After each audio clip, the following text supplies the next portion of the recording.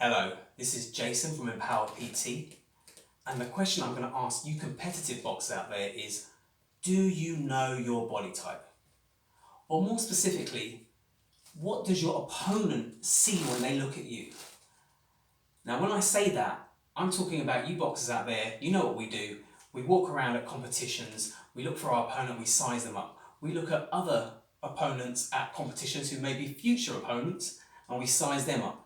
And if we're honest about it, sometimes when we're walking down the street, we look at people, the public, and we say to ourselves, if they were a boxer, how would I take them on? What would I do?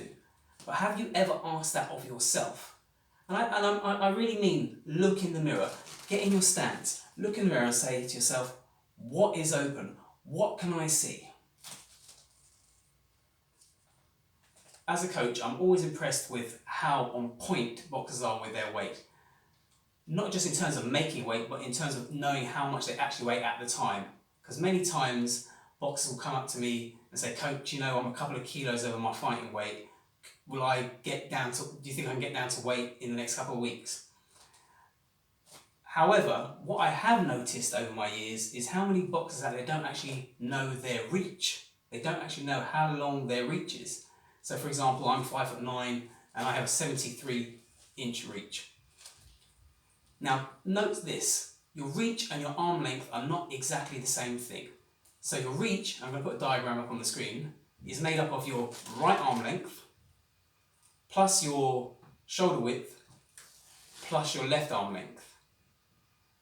Now, in saying that, just because two boxers have the same reach, it doesn't necessarily mean they have the same arm length. So you may have a boxer who has very long arms but very narrow shoulders, and let's say they box another boxer with wide shoulders but shorter arms.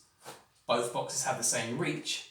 However, in an exchange, the longer armed boxer might be the one whose punches actually get there, whereas the one with the shorter arms doesn't get there. So I urge you to really make a bit of an assessment in terms of your reach and what it's made up of. So once you've made that assessment of your reach, what I would also say is really look in the mirror and really check what kind of build are you. Because generally speaking, people tend to fit into three body types. Firstly, you have your ectomorphs. So these guys are generally lean, long limbs, quite often tall. You then have your mesomorphs. These guys tend to be muscular, very broad-shouldered. Lastly, you have your endomorphs. These guys have thick limbs. Quite often the width of their hips is very similar to the width of their shoulders. Not everybody fits into those three categories. Some people can be a mix of the two. So you could be an ecto-meso, for example. So for ease of explanation, I'm going to stick with these three body types and leave it to you at the end of the video to make an assessment as to if you're any of these three body types or if you're somewhere between the two body types. For example, myself, I am generally considered to be an ectomorph build. Some may suggest that I am a ecto-meso build, partly because my shoulder width is a little bit wider than your standard ectomorph. And in terms of my boxing stance, what I find is my forearm length tends to cover me from waist to my cheekbones, so I'm able to pretty much see everything and not have to move my hands that much to block punches.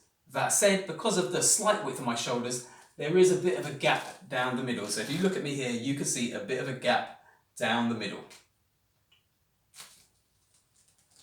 So I'm going to give you a couple of live examples.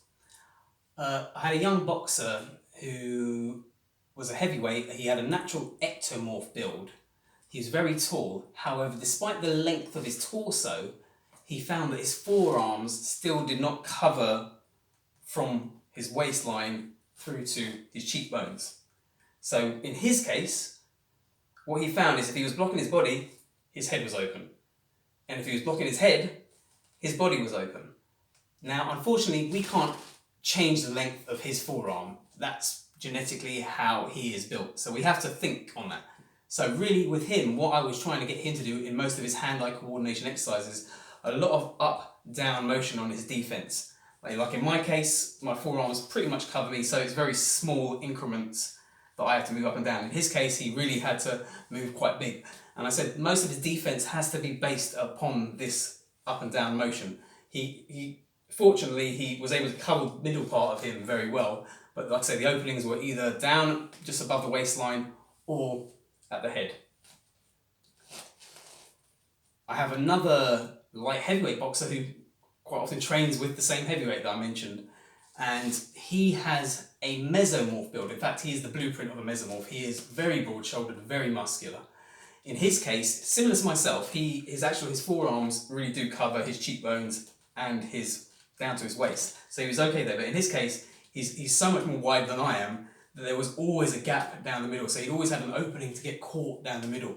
So in his case, the waist motion, the turning of the waist was absolutely paramount for him.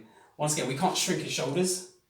You know, he has the perfect bodybuilder's build, I have to say, he really does.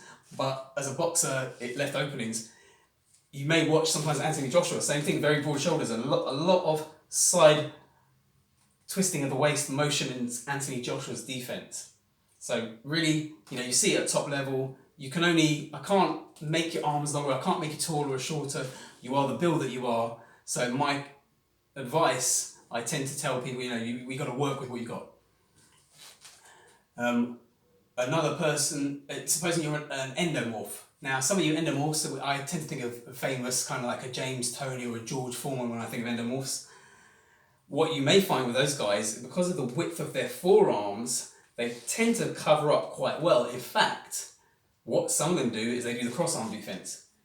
And their cross-arm defense, unlike me, look how many openings I've got. I've got my heads open, there's a space in the middle here.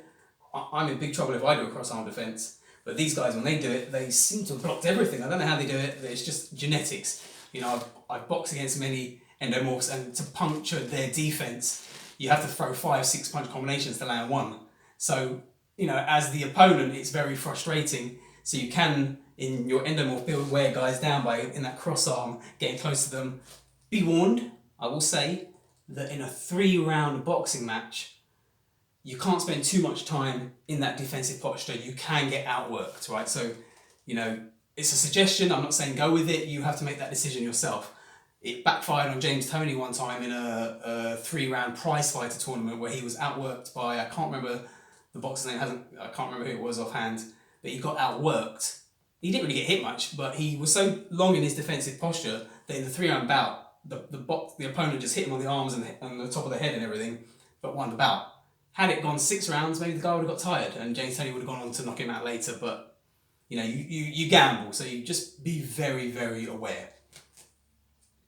Keep in mind, I just gave you 3 examples there, just 3.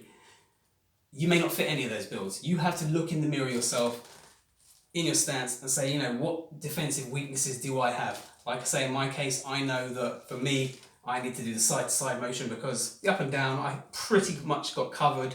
I tend to see my hand-eye coordination is pretty good. I tend to see punches coming. It's down the middle I have to really watch out for in my case. You may be different. So ask these questions of yourselves. Ask these questions of your coaches. I don't mean in the middle of a session. Don't undermine your coach in the middle of a session. But at the end of a session, take your coach to one side and say, Coach, I don't think this particular way of boxing is suiting my style, because you may be a short squat fighter and the other guys in the gym may be tall, lanky fighters. So just really ask questions, look in the mirror, make these assessments, and I personally think you'll get so much more out of it. My name is Jason. This is Empower PT.